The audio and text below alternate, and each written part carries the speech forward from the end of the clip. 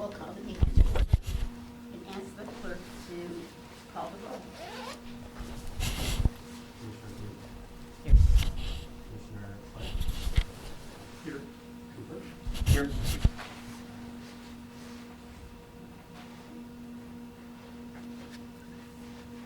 Ms. Carter is absent. Camilla. Here. Doherty is absent. Garcia. Here. Knight. Here. Perry. Here. Sandberg is absent. Smith is absent. Rubenstein is absent. Ginder. Absent. Gibson present. Thank you. So let the record show we have a quorum. The second item of business is to adopt the agenda. Is there a motion to adopt? Move Perry. Second? Second Boone. All in favor? Aye. Opposed? Abstained? Agenda's approved. The next item is to accept the minutes of our last meeting, which are included in your packet. So do I have a motion to adopt those minutes? So moved. Second Perry. All in favor? Aye. Opposed? Abstained? The minutes are passed. They're accepted. The next item is the chair's report, which would be me/us. And we have nothing to report that isn't already on the record and already has been provided. On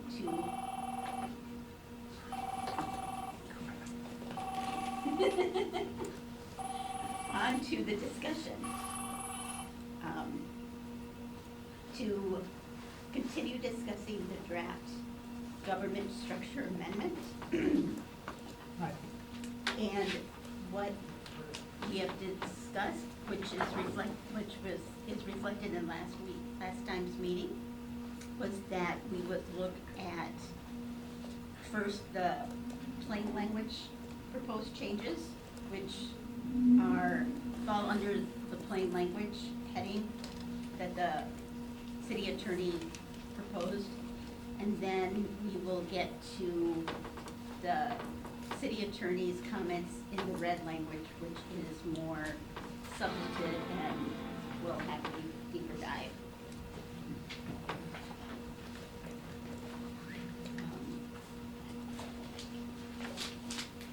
Are there any questions?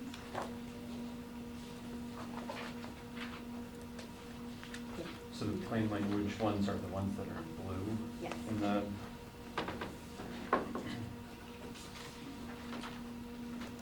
So off the bat, we will see who did their homework. Are there any of the plain language proposed changes that people have questions on that they would like to discuss further, etc.? I would just say I went through these again, and while they're in fairly good shape, they're not done yet.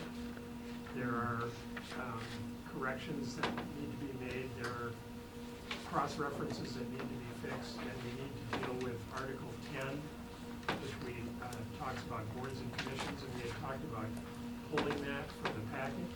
But if we pull it from the packet, then we've also pulled the section dealing with the commissions that are mentioned here. So we have to decide whether we're going to leave Article 10 with just the existing boards and commissions, or delete it and then restore that language to the body. So I don't think that kind of editing work should be done by a group this large.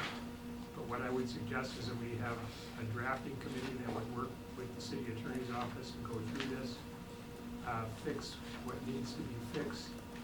And before everybody gets all excited about it, this is not the place where we would do the sexy work of things like who the council confirms and who they don't. This is just dotting the i's, making sure the cross-references work, and dealing with Article 10 in some fashion. So I would suggest we establish a small drafting committee on Madam Chair, Yes. you had asked us about the plain language or the blue text. Co-Chair Clegg asked about, or is proposing something about Article 10, which is not in our packet. I feel like we're talking about two separate things right now. Is that correct? Article 10 was pulled from the packet. There was an Article 10 in Right. the draft, but it was pulled from the packet Right. because we had talked about removing it from the package we were considering. Right. But it does contain language about boards and commissions that need to be somewhere in the charter. Sure, but So we need to figure out whether we're gonna keep an Article 10 or whether, or not, we'll get rid of Article 10 and restore that language elsewhere. right, Is that but related to the drafting committee? That's what the drafting committee will look at. Okay. but I just wanted to make sure that Co-Chair Garcia had asked us if we had questions on the plain language. And Article 10 is not, in my opinion, plain language. So I don't know if, like, I'm happy to discuss Article 10 now or the plain language now. I don't know if we can do both simultaneously at this point. That's my point. Thank you, chairs. I would think we would pull Article 10 as a whole, then proceed with the plain language for the rest of them. That's fine.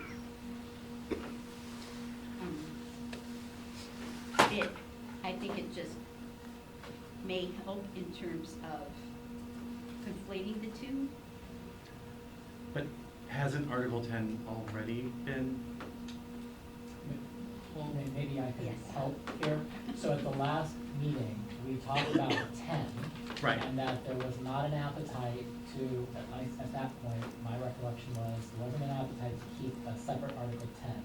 So staff went back and put 10 back into the old articles, which is what's in front of you here. Okay. Subsequent to that, it was, well, maybe we should keep a 10, but maybe work on that. And as Co-Chair Clegg mentioned, there would be some drafting work around what would go into an Article 10. So I think there are two things that have been brought up. One was, first introduced, let's look at the blue language, which are the plain language working groups' contributions to the draft across all of the articles.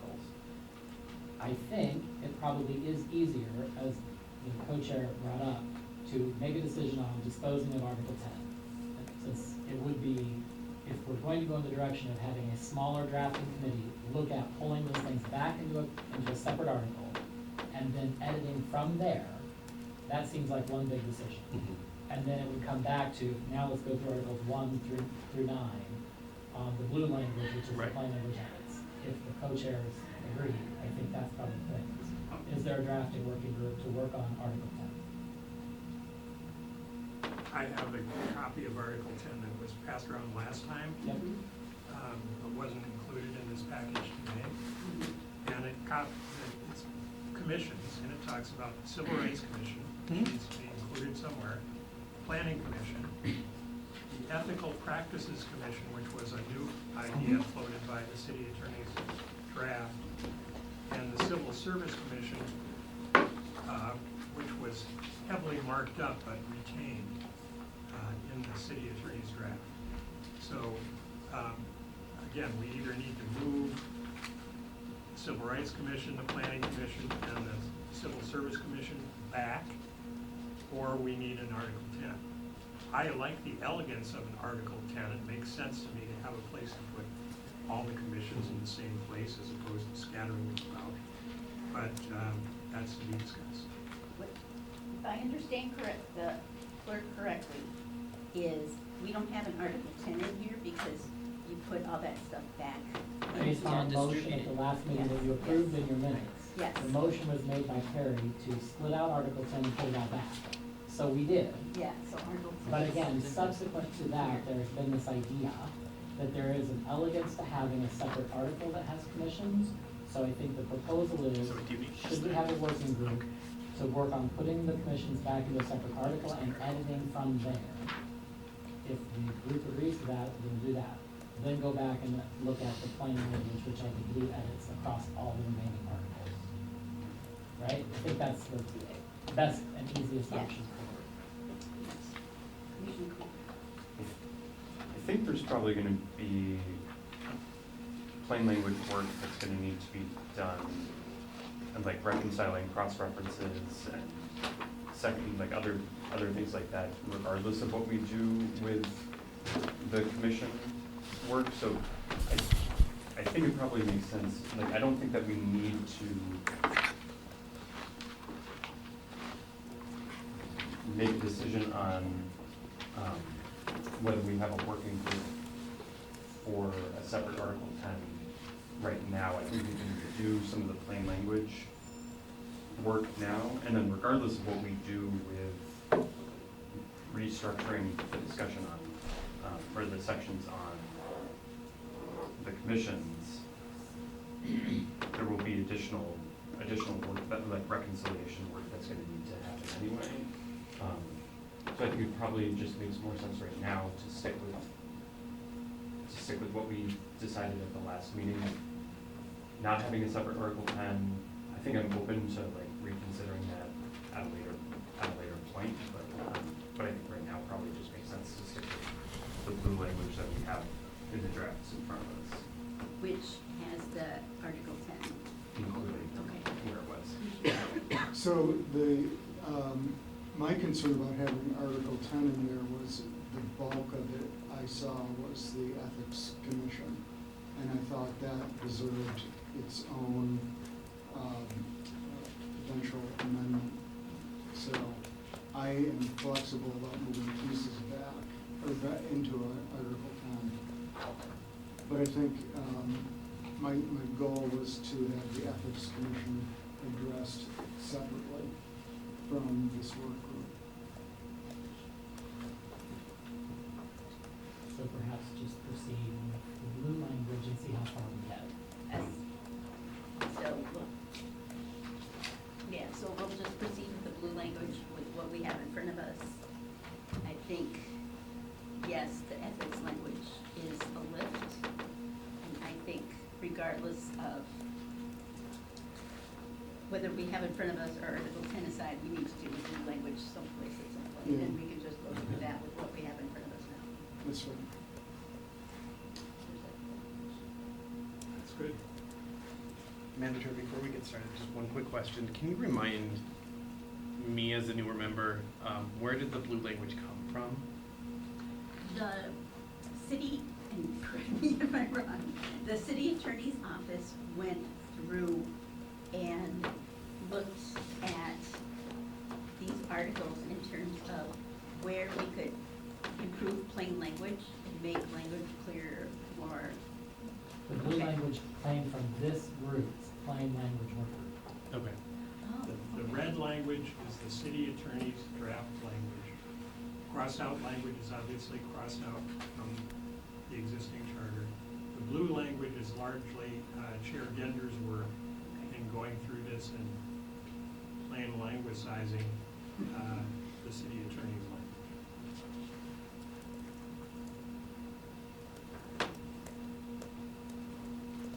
So it's, am I correct then in, apologies, Madam Chair, follow-up, am I correct then in, assuming this has all been an internal process up until now? There's not been engagement outside, no comments from outside up to this point? not formally solicited, but we always So perhaps it would help to level set again. We talked about this at the last meeting. Apologies if this wasn't clear or if we missed it. When the government structure amendment passed in 2021, we knew there were gaps between what that amendment did and our code. There was an option to go clean up the charter at that time. The council said no. We took what was called a try before you buy, do it by ordinance. But as they did the government structure omnibus ordinance, which was multiple chapters in the code to implement the new government structure, it created even bigger gaps between the charter and the code.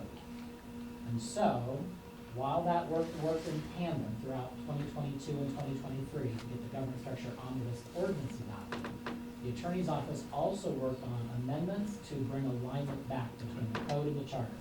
That's reflected in the black strikeout language and the red strikeout. So the black and the red are the attorneys trying to make alignment between the governance structure ordinance amendment that the voters approved, our code to implement the governance structure, and the gaps that were created.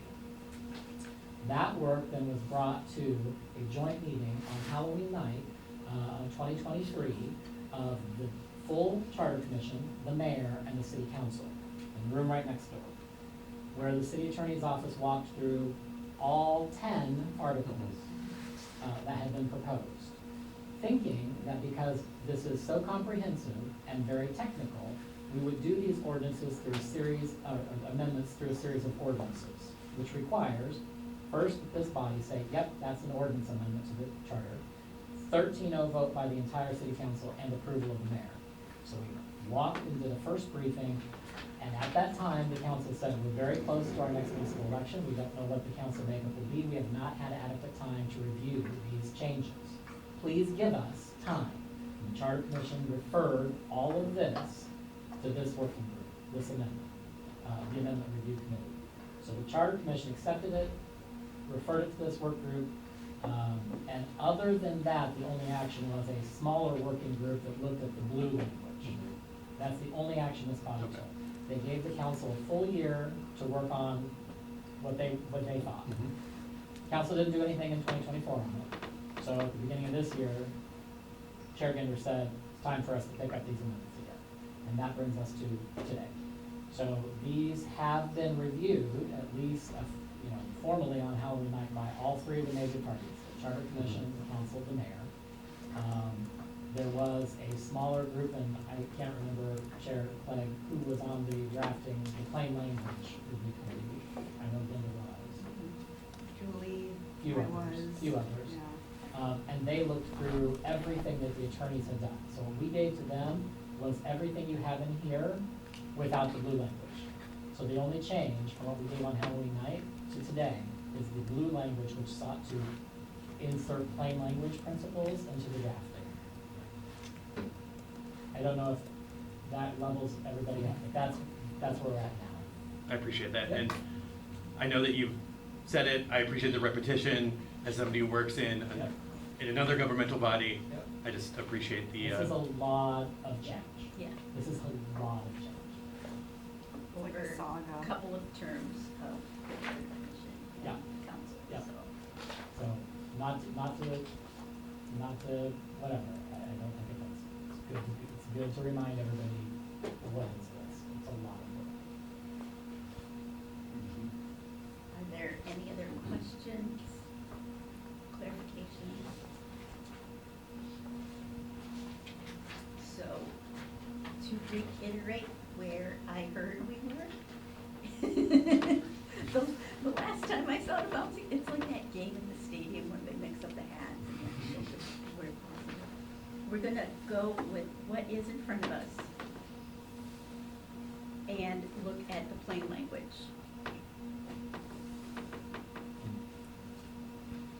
And then parenthetically, what used to be the separate Article 10 is now integrated.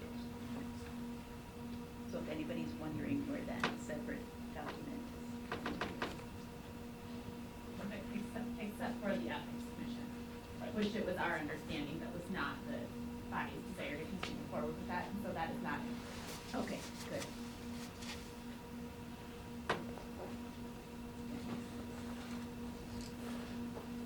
So shall we, Chair, Yes. shall we go page by page? Okay. That'd be easy. Okay. And I noticed that what we have in front of us has different revision date footers, and that is because of the integration work that was done. Correct, so there's a January 2024 date, there's a March 2025 date, and there's the Halloween. But the blue language should be the same Yep. across everything. Yep. We could start on page 1 and go right. We can go by pages, we can go by articles. We can go by. Articles.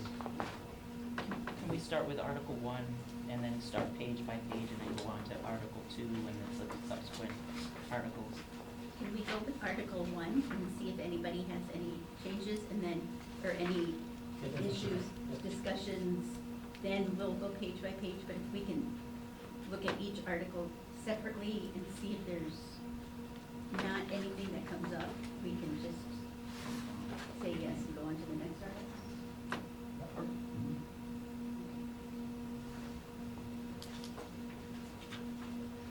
So Article 1 is, any comments with that, Commissioner Flick? On page 2, which is section 1.3C1B, it refers to a charter amendment effective as of January 1, 2025.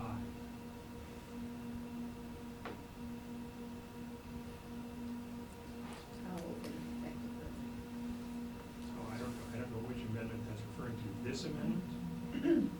Oh, so if you look at the comment in the margin, the dates of placeholder for the latest, for the date of, the effective date of these amendments.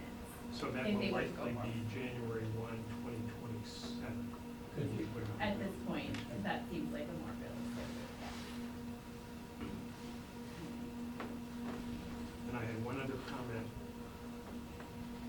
Some language that would give Brian Melendez a heart attack. In section 1.4A, where it says,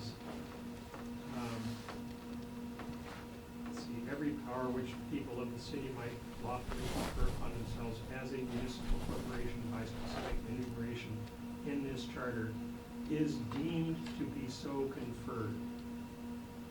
I would suggest we eliminate the deemed to be so and just say is conferred.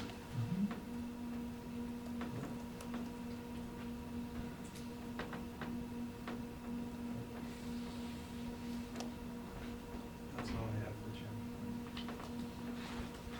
Anyone else? I have a question. Yes. So, at page 2, section C1B, if I'm reading this right, it will start with just a section, or a 1.3 C1A, this charter supersedes any special law in effect. Are we missing it? Is there a word missing before citing the section, citing the ordinance? Because then it should be capitalized, right? So, the charter supersedes. Inconsistent laws superseded this citation.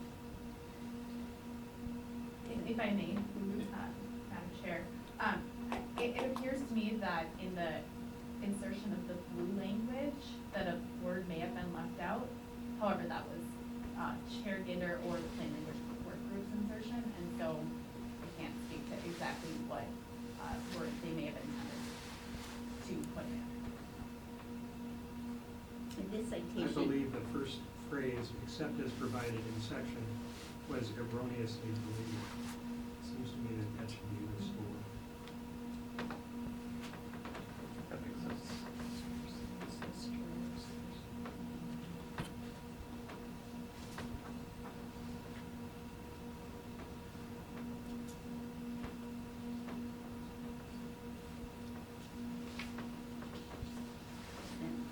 That makes sense? It starts off with referencing the ordinance. It would start off with, except as provided in section 1.3 C1A, this charter supersedes, yeah. That makes sense.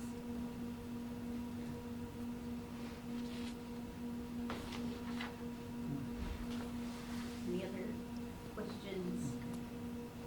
Anybody notice?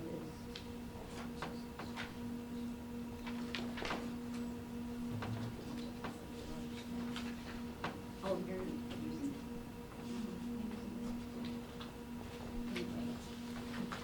Okay, should we move on to Article 4? Yes.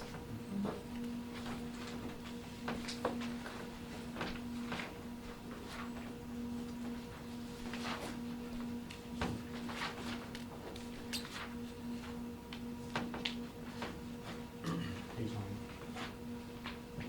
Yes, page 9. That is my question.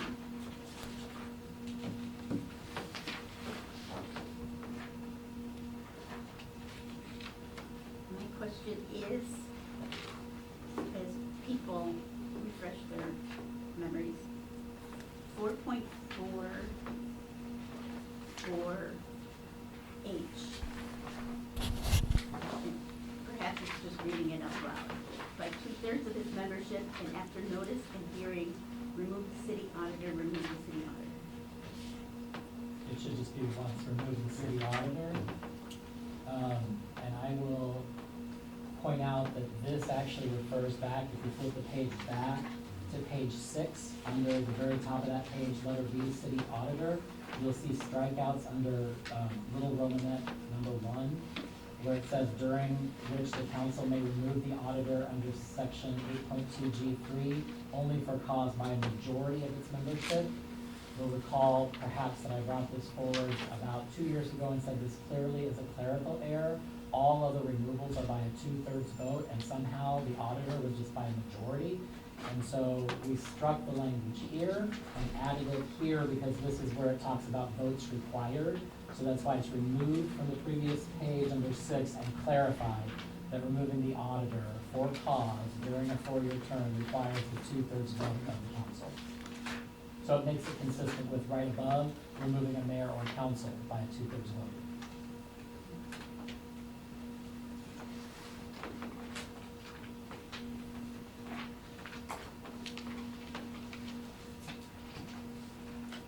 As well as page 8, paragraph 3C. Right. It's consistent with that. Yep.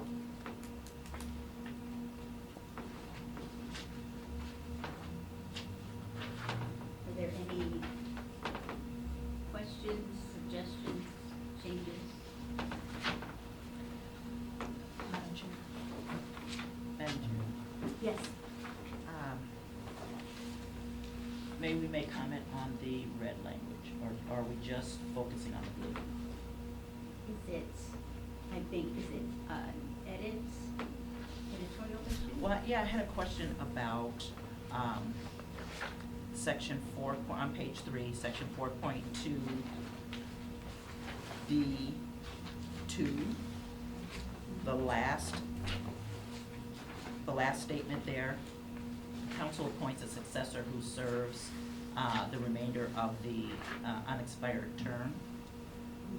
Is there somewhere that indicates somewhere in this language, and I read the whole thing and didn't see it, what are the qualifications for being appointed into a vacancy?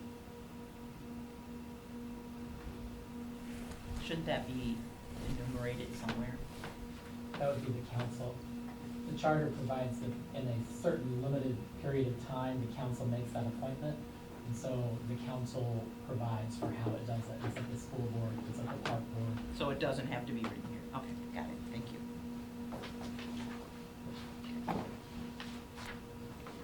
That wasn't a question, thank you. Also, I'm wondering if we should approve having done Article 1 before we move to Article 4. Yeah, I think Article 1 we were done with, we're in the Yes. middle of 4. Yes, so we don't need a formal refusal. Okay. Anything else on Article 4?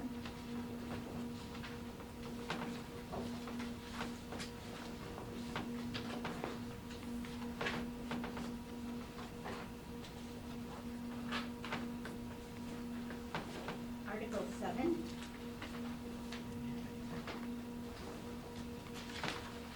I have a question. 7.2A3.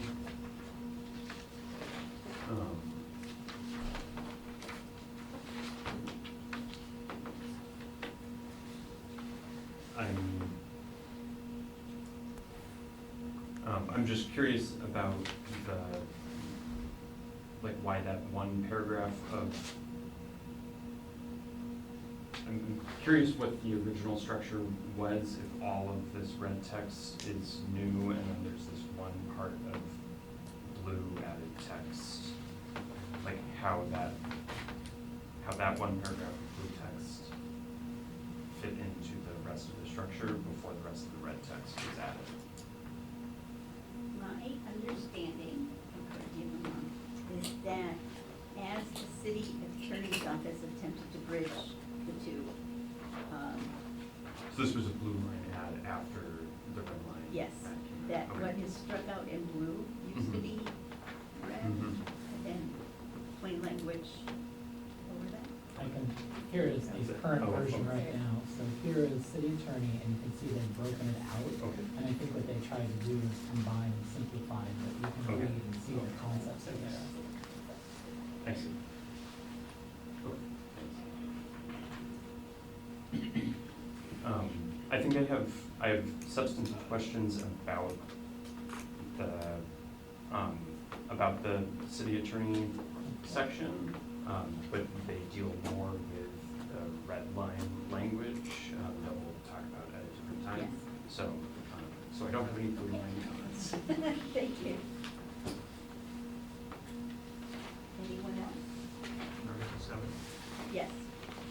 Article 7 is obviously where we have the big issue concerning who the council confirms and who they don't. And this draft anyway provides that the mayor will appoint and council will confirm public safety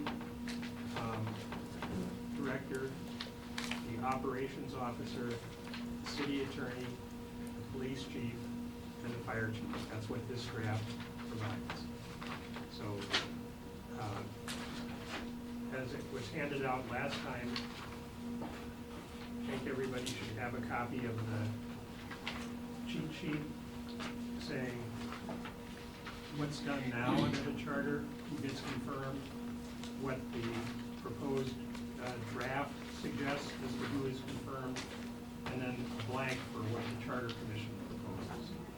So this is where we need to make a decision as to what we're going to put in this amendment and what offices are confirmed. For example, right now in the city, in the current charter, the Director of Public Works, the Director of Civil Rights, the Commissioner of Health, the CFED Executive Director, Director of Regulatory Services, and Director of Emergency Management are confirmed by the council. They would not be under the city attorney's draft, and we need to decide whether we want to accept the city attorney's draft, keep the existing proposed offices, or something different. I think that's a prequel to what we have to look at in terms of one of the big issues. Do people, I don't know if this term of the charter, we have that copy? It was passed out a few meetings ago. Okay. Also at the last meeting, it was mailed to you. Okay. I knew I have it, but I wasn't sure if it was this term of the commission or. We have access to a copy. I can check, it's after hours. I don't know if I'll be here for them.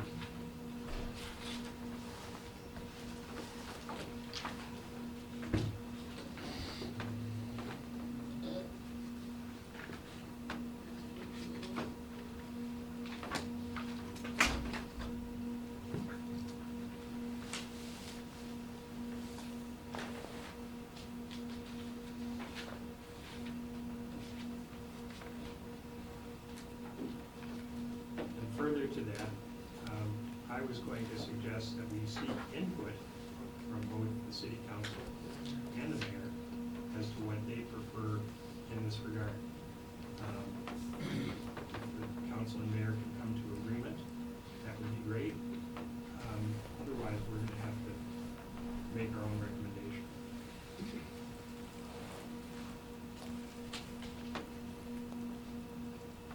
just share on the screen here if people want. That would work.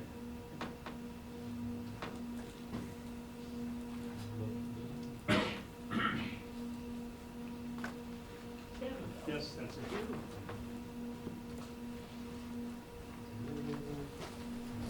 You see here the colors that they're like mentioned as far as current proposed and charter proposals.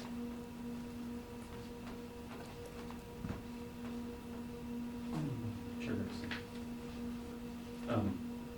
Is this more of a, this seems like more of a red line Yes. issue rather than a blue line issue, so can we Yes. just, can we table it and just finish with the blue, just the blue text? Because I think we can finish that really quickly, but I think we all have a lot to say about the red text. And I'd prefer just to move through with the blue text comments, and then come back and do this again, but with the red text. Is that okay? Yes, and I think at the end of this meeting, maybe we can go over the next steps Yeah. and what needs to be done when, and that's where we can talk a little bit more Yep. about this and what needs to be done before this. Yep.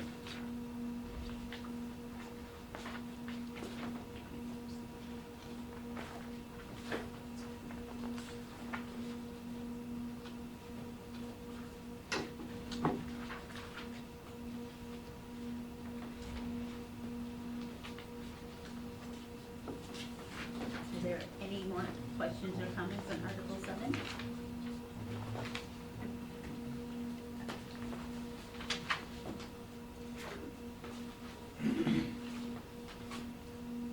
Okay, what about Article 8?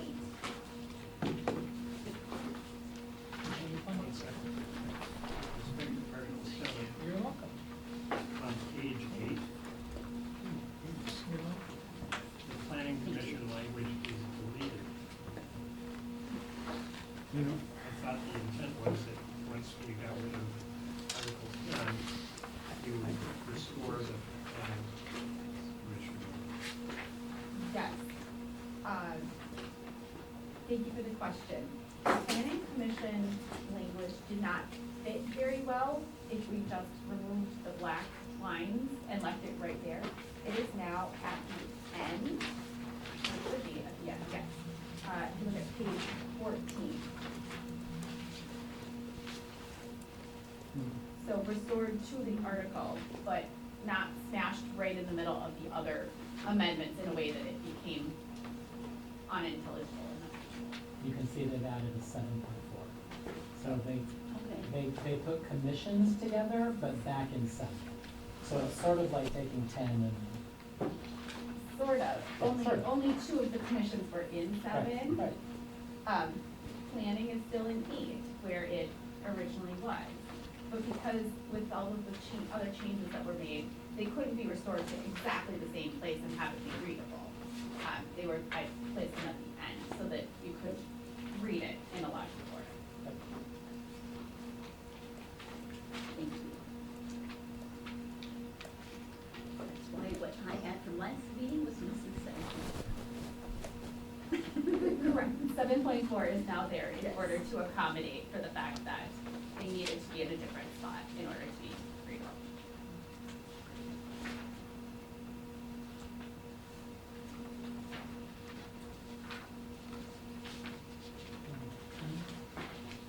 Anything else on Article 7?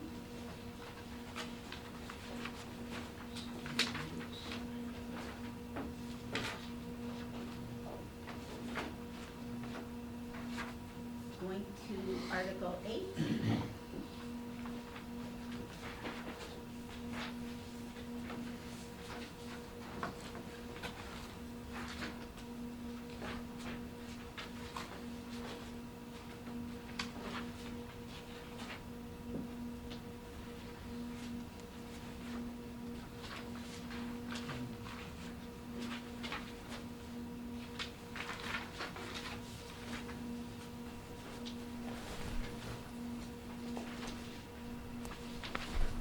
Madam Chair, Yes.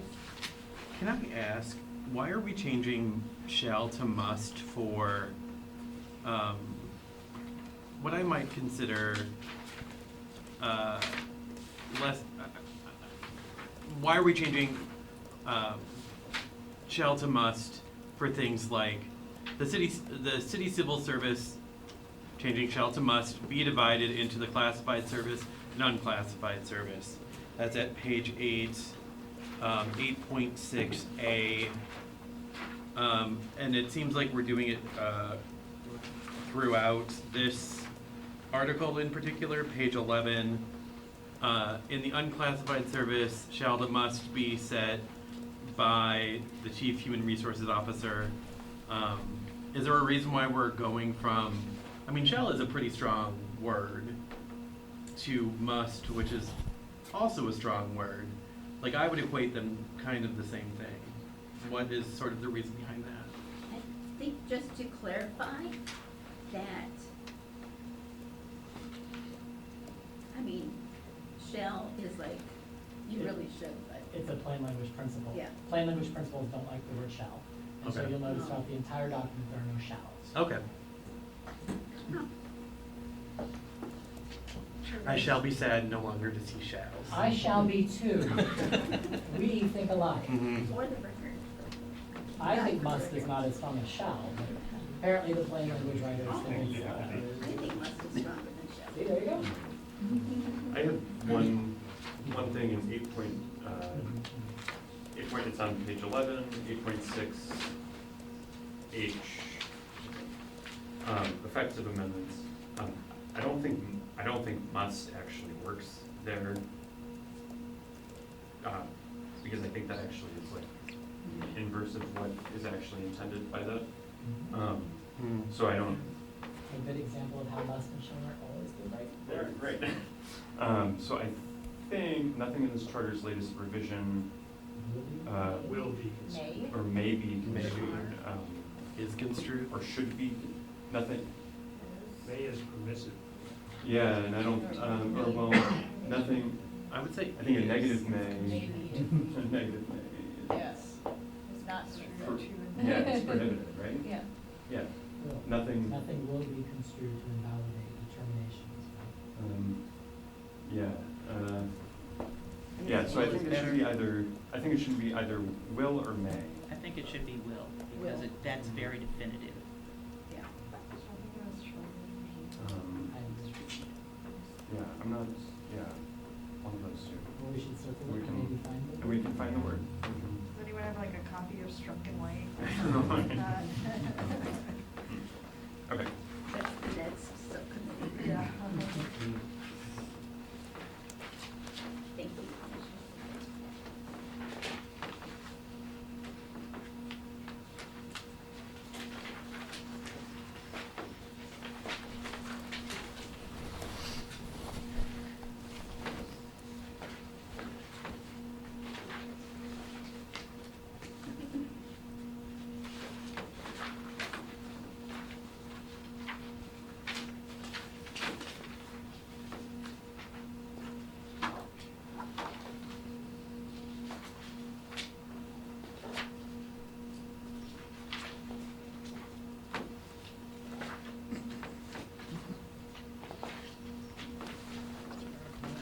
If there's not anything else in Article 8.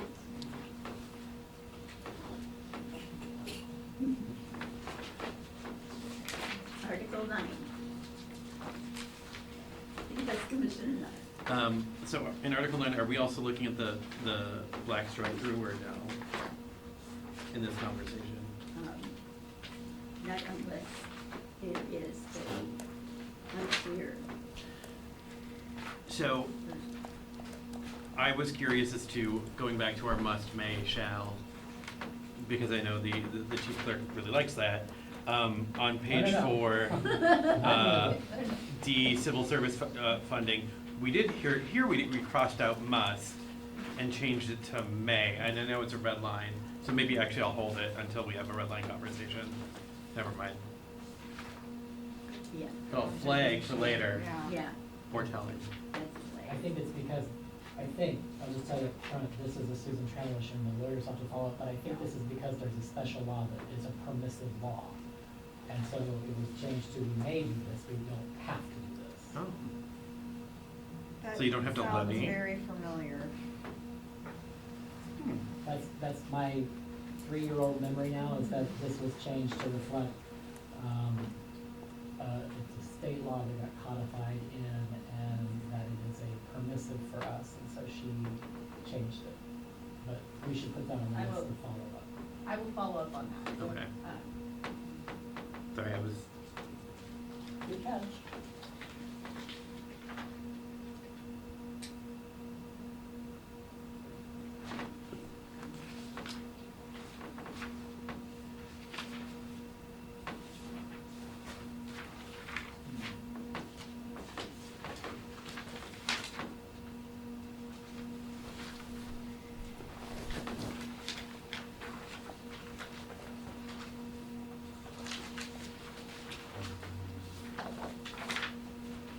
this is going right here.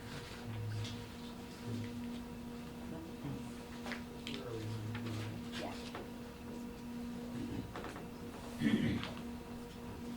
Anything else for Article 9?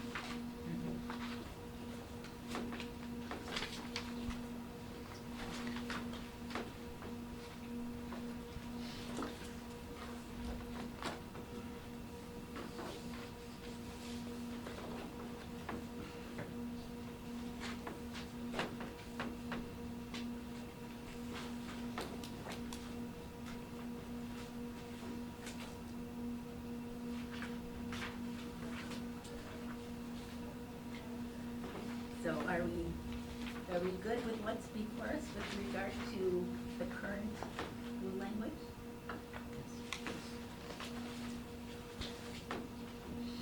Sounds good.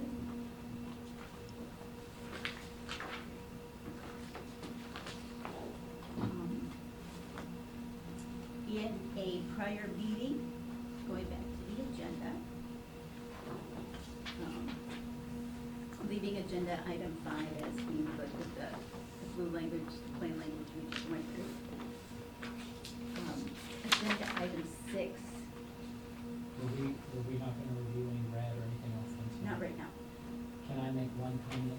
Yes. I went out and made copies of Yes. this, and as long as this chart exists, I believe I offered this chart several years ago. Yeah.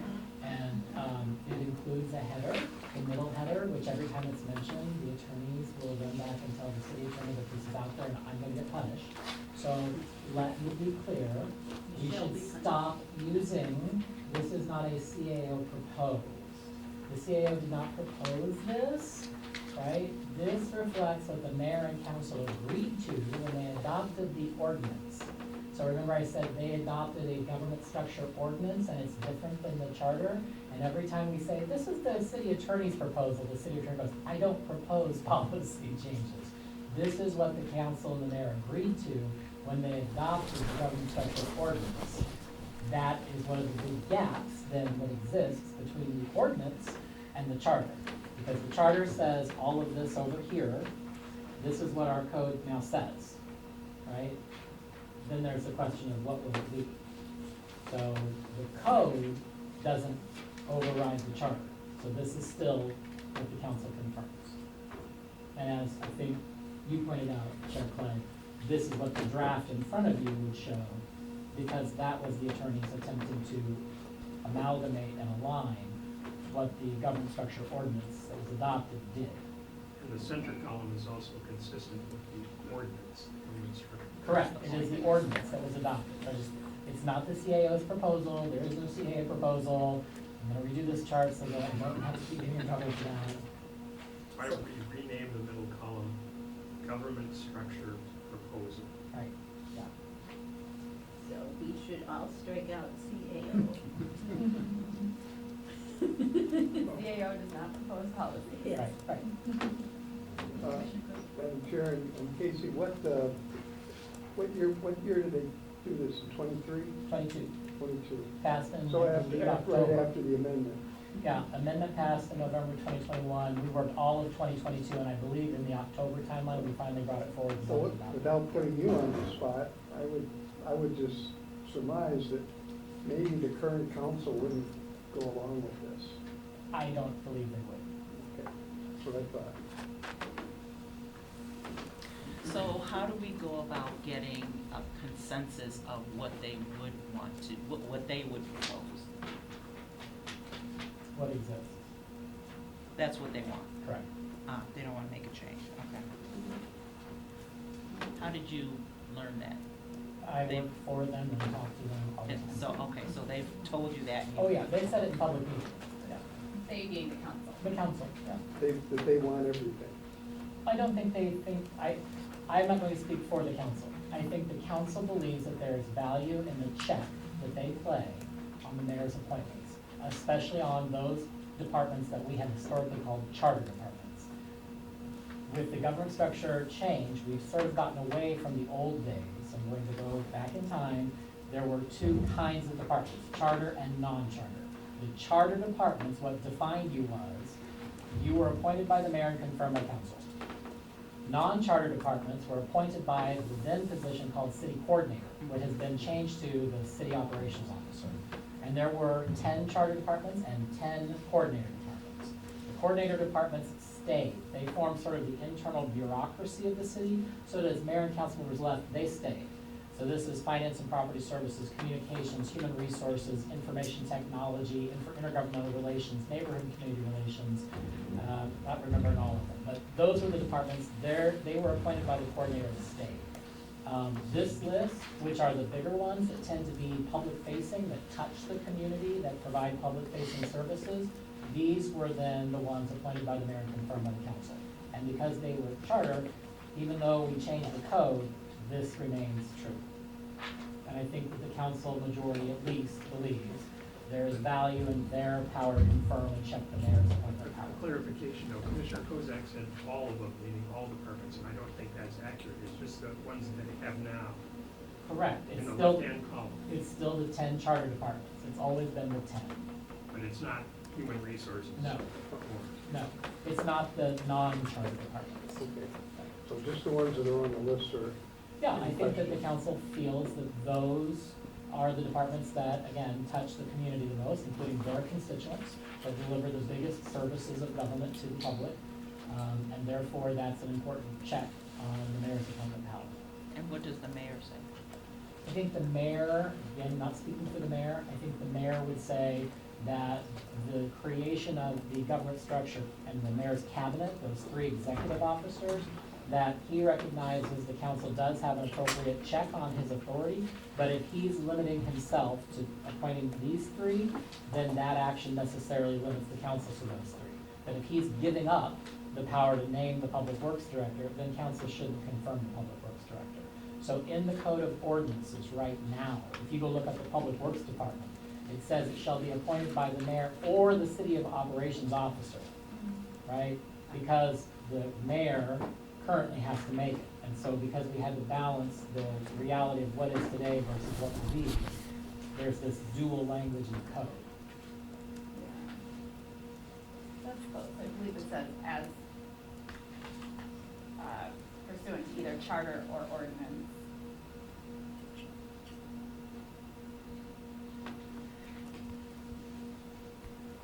So, one more question. I get what you're saying about the mayor doesn't have singular power to appoint the ones, many of the ones that are listed here as no. For example, CPED, who appoints the CPED executive The director? mayor currently appoints the CPED director with council confirmation. Okay. So he doesn't have to formally go through the COO. Right.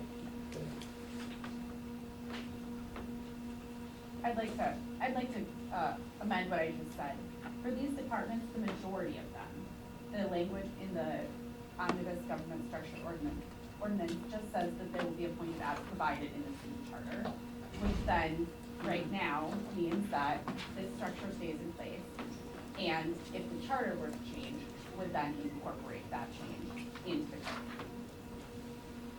But it ends by saying it'd be under the mayor or city operations, right? Well, Performing the duties as directed by them. that's,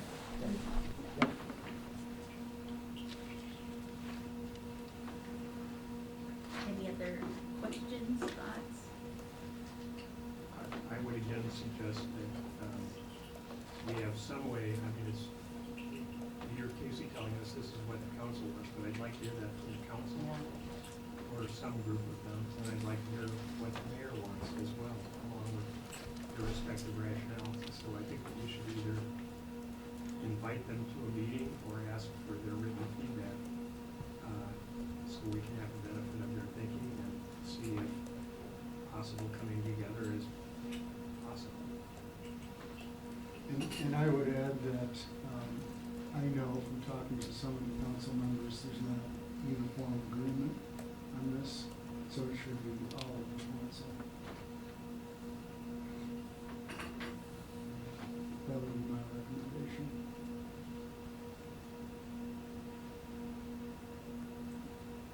I think also, this is a finer point, but when we were talking about this, the idea is, the clerk mentioned earlier about kind of test driving this to see how it would work, would be when we were getting feedback from the council especially, because a lot of them are new, to see what is their experience, what kind of feedback do they have for us as we move forward, which will undoubtedly include their opinion, but hopefully as they have worked with what was intended to be an executive mayor legislative council, they can share with us what they, pluses and minuses, and what they think the process should be.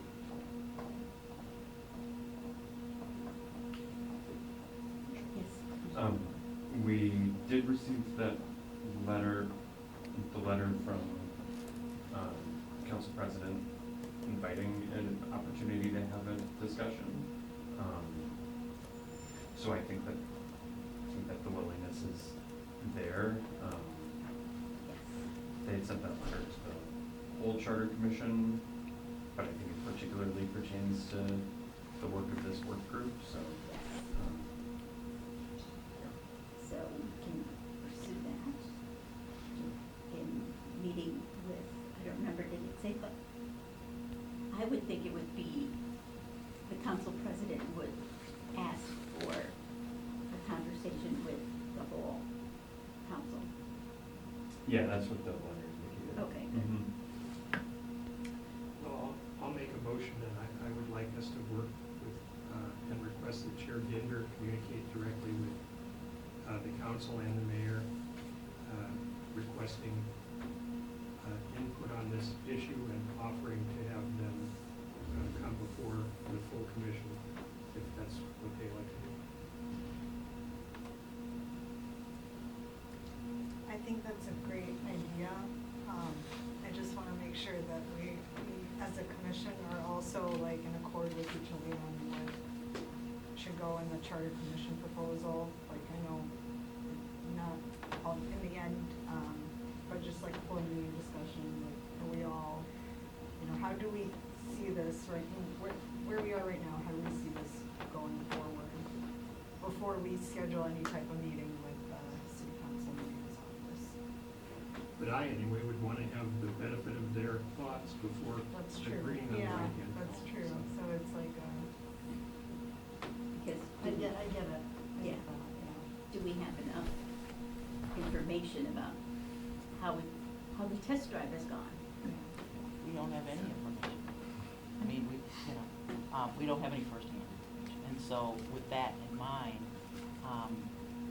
my thought is that once we've heard from both parties, then we can get a sense of what our thoughts are, given their input. I think so. Because as a commission, historically, we know what we intended when we proposed the ballot question about the executive mayor legislative council. We had an idea of what we intended for the charter. So I think hearing from them and seeing what they've experienced, and does it meet with what we expected? There was a work group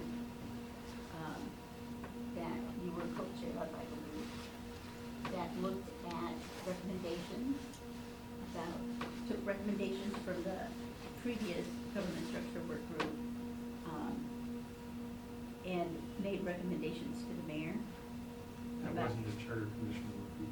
Oh, no, you're right. It was a, the mayor pulled together a group to take a look at, to make recommendations to the mayor about how to move forward when the ballot measure passed. And so I think there's some intention as to how it was supposed to work and all of that. So in engaging the council and the mayor, we can, I would find it personally informative to see, has that worked? Has it not worked? Sure, Garcia. I would personally also want to hear from like the city clerk's office too, and, because I remember when we first talked about this early on, we were meeting in that conference room next to the mayor's office, and I think what prompted this conversation was, we were talking about how it was really hard for, to fill vacancies for director department positions, and how people were coming in and interviewing, and then to fill these vacancies for department directors, and how they were being turned away, and rescinding their applications because of being questioned by the city council excessively, and I think that's what kind of prompted, like, our, motion into this. So, I mean, I'm curious, like, I've done my own digging, but like, how are these vacancies like filled, or how is it going? I mean, what's like any like open positions, any future open positions? Yeah, so I would just wanna know more about that too. Why don't we go in and have Chair Ginder present this invitation, get that feedback, and then look at what does that show us, what do we yet want to know? Yes, Chair, Commissioner Nye. Not sure yet. Yes. So would, I would agree with the co-chairs that hearing from, and the rest of the conversation has been really helpful.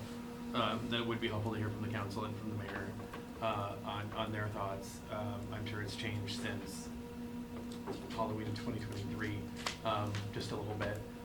But in terms of us, and I would agree with Commissioner DeMello that there's still a lot of red line that we haven't talked about as a working group. And so I guess I would want to know, would we have the opportunity to work through that, even if it's not deciding everything, but just to talk about it? I know for me, when I'm looking at language or thinking about amendments, it helps me to talk through it, because quite often I don't pretend to understand everything, even though I know it sounds like I do. It would just be helpful to talk through all of this before we have that larger conversation with elected officials. So would we have that opportunity, or is the intent to go in cold? My thinking is, if we're going to invite mayor and council to come to us, it'll take a couple of months to get something like that on the calendar. Oh, yeah. So I would suggest we continue our work, and have another meeting like this, to go through what we haven't gone through today, and possibly 2 more meetings before we hear from mayor and council. But I do think it's good to sort of get the proposal out there, to get it on somebody's calendar somewhere.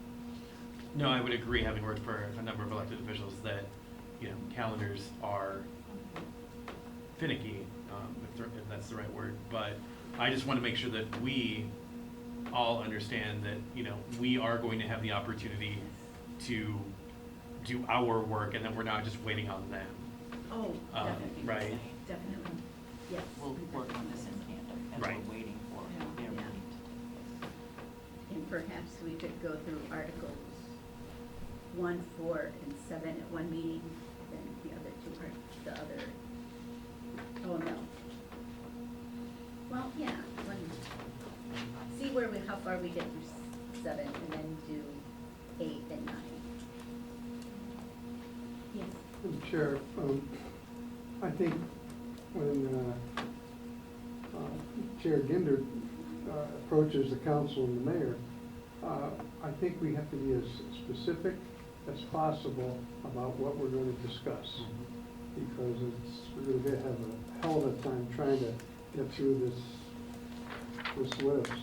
But I think we needed to give them exactly what we want to know from them, and we have a greater likelihood of getting some definitive answers from them.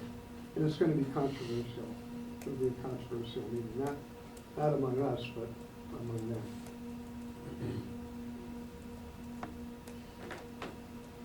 So I think we need a list of the questions that we want to ask and pose to both parties. Yes. That is a good question. That's a good thing to discuss is what are those questions? What should those questions be? How should they?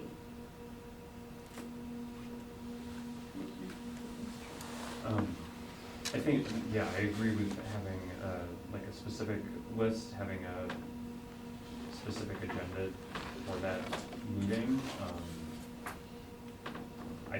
I think that the invitation for a meeting can go out with an agenda to follow, or, you know, just like, so that at our next work group meeting, something that we can have on our agenda might be drafting or reviewing a draft of a proposed agenda for that meeting, but at least, you know, having a request from this work group to Chair Ginder that he contact the mayor and the council to like just get that scheduling ball rolling, and then we can finesse whatever our agenda is. I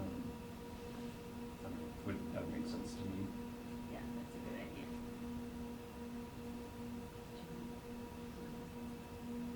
So, for developing the questions, should we have a variety of choices. We can all, like, maybe send in 2 or 3 questions to the clerk's office, and he can consolidate them and then send them to us as co-chairs. And we can put together a preliminary list. As co-chairs, we could come up with a preliminary list. We could ask the clerk's office to come up. I mean, there's a variety of ways to approach it. We have SharePoint, right, access as charter commissioners? I don't believe. Oh, okay, because then we could have just created a document where everyone can just type in their question. We'd have to be careful about open meeting law violation. Oh, Yeah, that's a good point. We did when we had teams. Well, they're in SharePoint, they have to be at that. Yeah. Right. That's a good point. But to your point, if you want to send us the questions, we can certainly work with you all, gather the input, streamline them, and then say, for the next work group meeting, here's a list of potential questions and regular. And then we can hone them Yep. in our next meeting, maybe as the first agenda item, and then go back to Sure. reviewing the red lines and such. And so the question is specifically, to whom do we send our questions? Why don't you send it to city clerk? Okay. We Yes. have a motion on the table first. Yes. This seems like direction following that. Okay. The motion I understood was to authorize Chair Ginder to reach out to schedule Yes. joint meetings with mayor and council to talk about this issue. Yes. So I'll second that to get the ball rolling. Oh, any discussion? All in favor? Aye. Opposed? Abstain? So moved. The ball shall roll. So then in terms of implementation, our group email is city clerk, one word, at minneapolismn.gov. And I think that if you want to send us what you would propose as questions, we can certainly combine all of those and work with the 2 co-chairs. you know, maybe some of them work together, tweak them out, and then we can bring that to the next work group meeting. The email's also located on the back page of your agenda.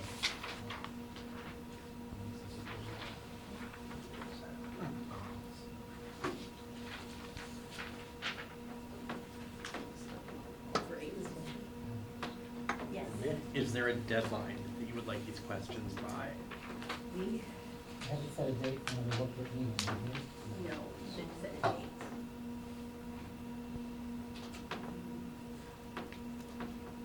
We have a commission meeting on the second. A full commission meeting. May. May. Oh, of May? Right. Nothing yet. Not April? Nothing is scheduled. Oh, So we're doing good. something It's in April. May, Oh, good, I think. it's I May thought- 7th. Sure did, thought it was perhaps April. So, So should we do 2 weeks from now? Maybe if we need a second meeting, which we probably will, 2 weeks from then, so that we have all of our meetings, and the work product from those meetings before our next full body meeting. so that would be April 9th and 23rd. If you want to do it April 9th, it is my birthday, so I will accept cupcakes and or cake. You're Okay. bringing cake? I love that. I'm looking at you for bringing cake. Okay, I let's always read think the that ethics was ordinance right, and see who can bring Yeah. what. We might have to each bring our own cupcake. That's why we're not putting it in.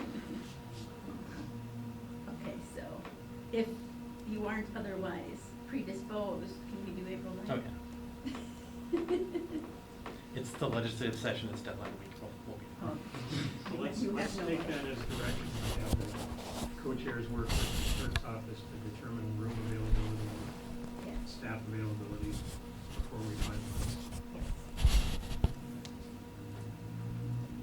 And also looking to get input from those members who aren't here.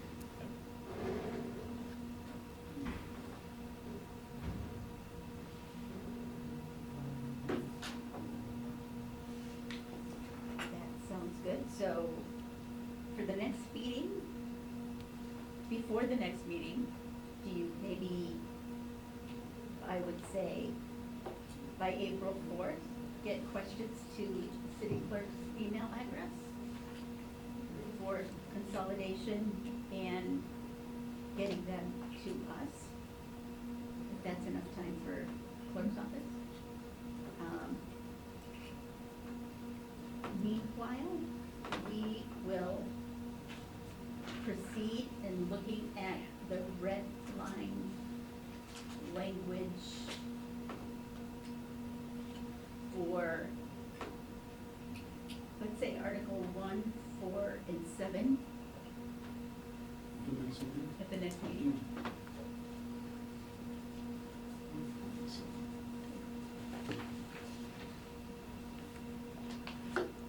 See how that goes. Meanwhile, I think to,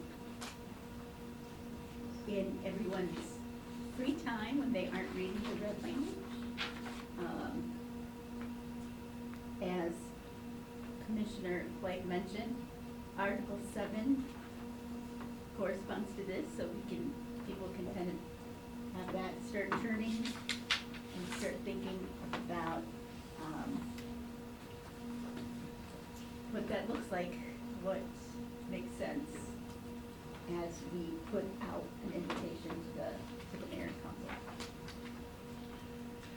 Is there anything else? Not on that item, Madam Chair. Quick sub. Yes,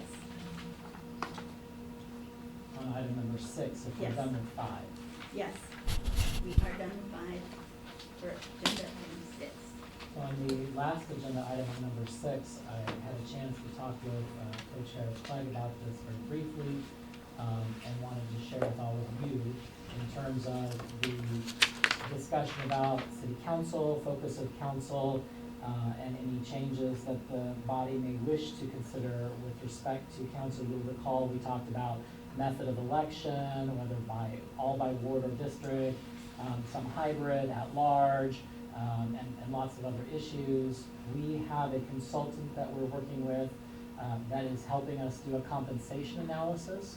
They worked with us a few years ago to look at the compensation of council as compared to a number of different jurisdictions that we benchmark against.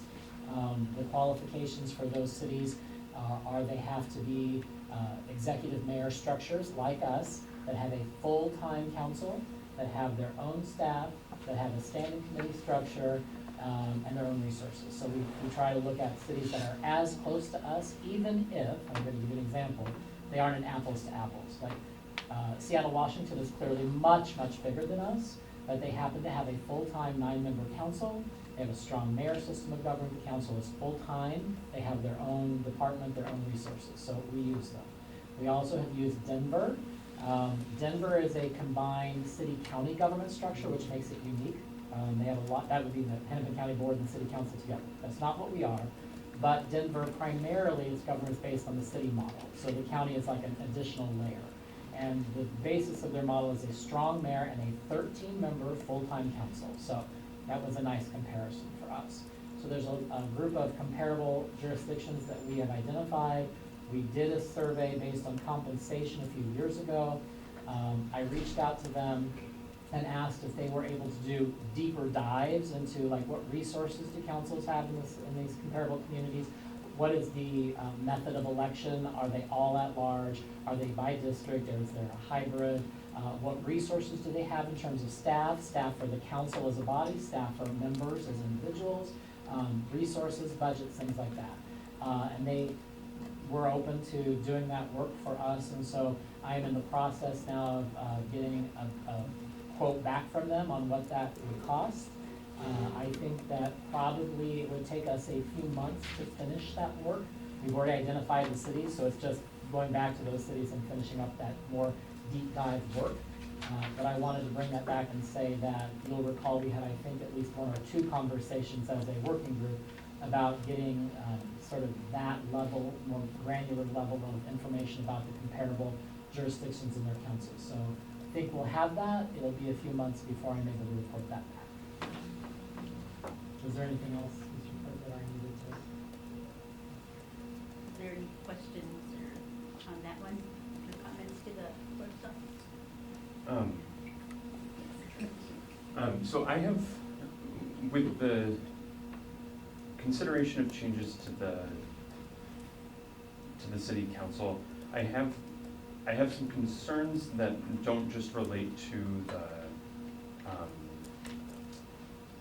the comparison between like Minneapolis to the other, like to comparator cities, that have to do specifically with like whether such a change would be permissible under Minnesota law.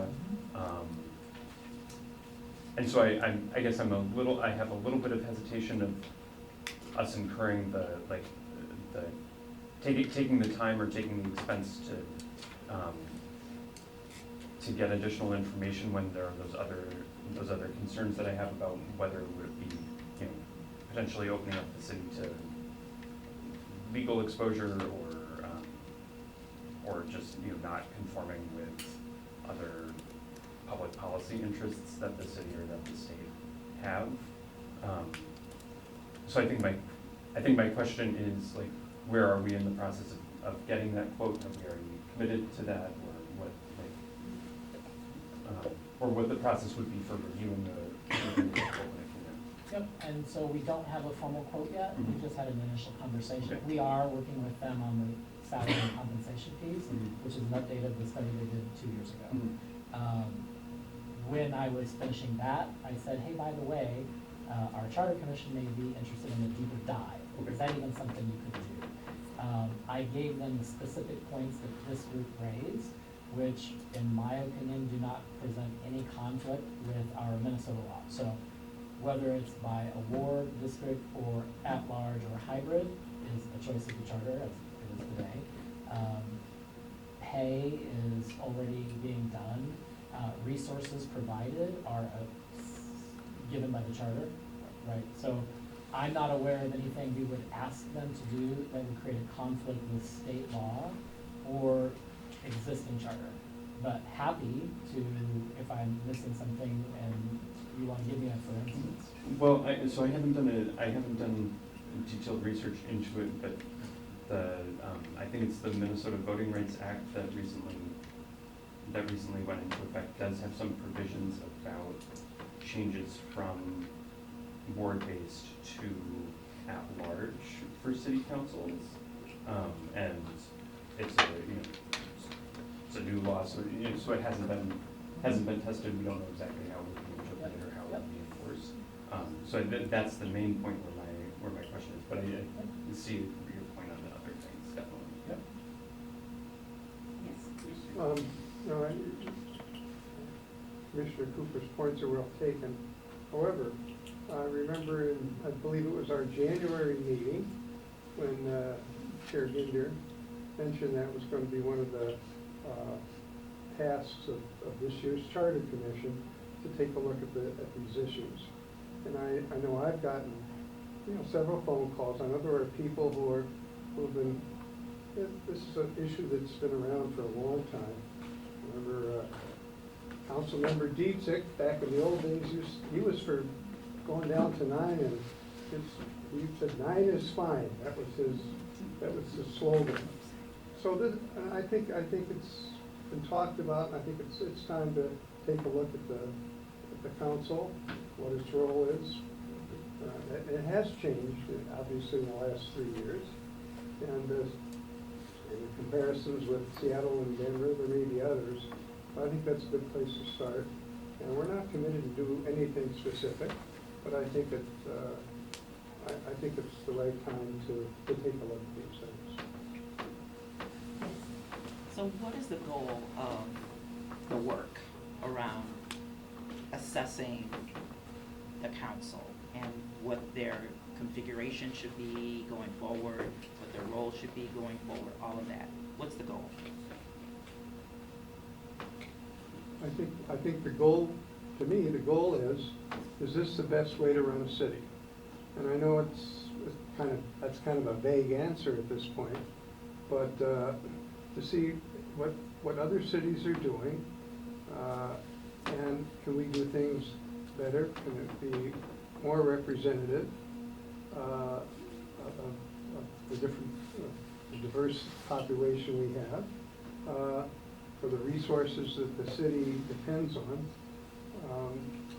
And we know there's controversy galore at City Hall right now. Is the goal to rein that in? No, we don't have that kind of power. But you I understand what wish I'm we asking. did, but we don't. Right, you understand what I'm asking. But I think it's a worthwhile enterprise to take a look at the structure of this government. I don't think it's been done in many probably decades. And I think what Chair Ginder said, I think sparked, at least with me, and I'm sure some others, some interest in, are we doing things the right way? I just want to add efficiency. I mean, that's what I look at when I'm thinking about these issues. Is the city council being efficient with their time and, our tax dollars kind of thing.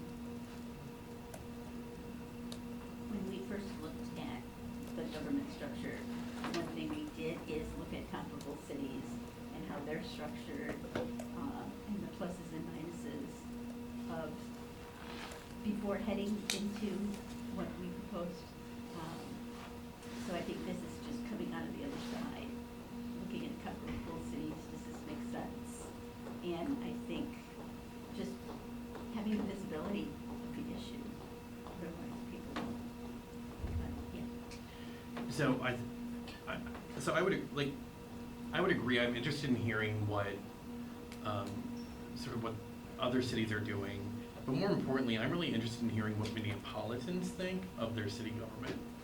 Right? I mean, I have my own comments and thoughts about, the way in which my trash gets picked up, or when I called 311 to remove the dead bunny that was in my yard. I have the anecdotal data for myself, but I'm curious to see generally how Minneapolis thinks about how their government is operating. and not the, it's not the, you know, the government infighting or the back and forth, but how is it delivering services? Are they being delivered efficiently and effectively? Are the people who need help getting the help? So I would wonder if at some point we will actually be able to hear from people.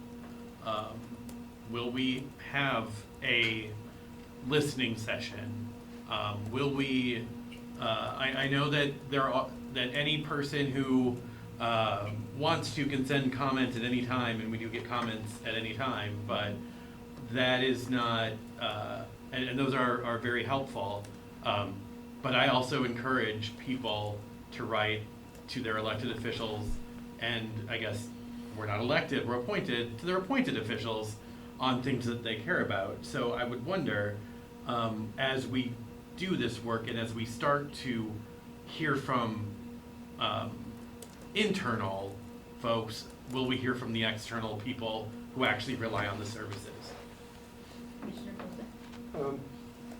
That's a point well taken also. Commission, to the city clerk, Casey, I understand there have been surveys done. I know they used to do in the old days, they used to have the homeowner survey, and where they did list different city services and people would give them a grade. For example, I know that the garbage pickup was always #1. But is there anything recent, any survey like that the city has done to assess what people think of the different various services that the city provides? Commissioner Kozak, the city has in the past done an every other or every 3-year survey of residents to get input on a variety of topics like that, as you named. I'm not sure when the last one was done. I think when COVID hit, that sort of went away. But we have done that in the past. And to your specific point, Commissioner, I know that Chair Clegg was probably going to explain the process of public hearings and engagement. Yes, or amendments. exactly. I was going to do that. To Commissioner Nye's point, whenever we propose a charter amendment, our rules require that we have at least one public hearing.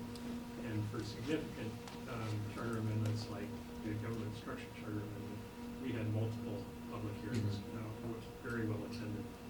That was during the pandemic, so it was a challenge for your teams. But I'm sure before we march down any of these roads, before we even make a proposal to go on the ballot, we have to get public input. Yes. Okay, sure, Clegg, with the timing of those hearings, is there flexibility as to when they, like historically, as to like when they occur? Can we have them earlier, or is it best to, or is it required that we have them after there's proposal? There's no requirement, and usually we've tried, when we're having multiple hearings, we try to schedule them at different times, so So that incorporate people with the different feedback. work schedules have flexibility. to Different respond. areas of the city. So I appreciate that, Chair Clegg. Is there a way of, rather than us going into communities and saying, this is what we're gonna do, what do you think about that? Is there a way of us going into community as we're starting these conversations and asking the question, we're asking, you know, our goal is to figure out, is this the best way to run a city? What we're doing now, what do you think? And Other than having elections. I'm sorry? Other than having elections. I mean, that is a good way, but do you get actual, like, tangible, like, feedback? How do you fix the city? Exactly. Kind of, based on, you know, one candidate over another, but, I mean, having a dialogue and having a conversation, I think, I mean, that's sort of why I wanted to be on this particular commission, is to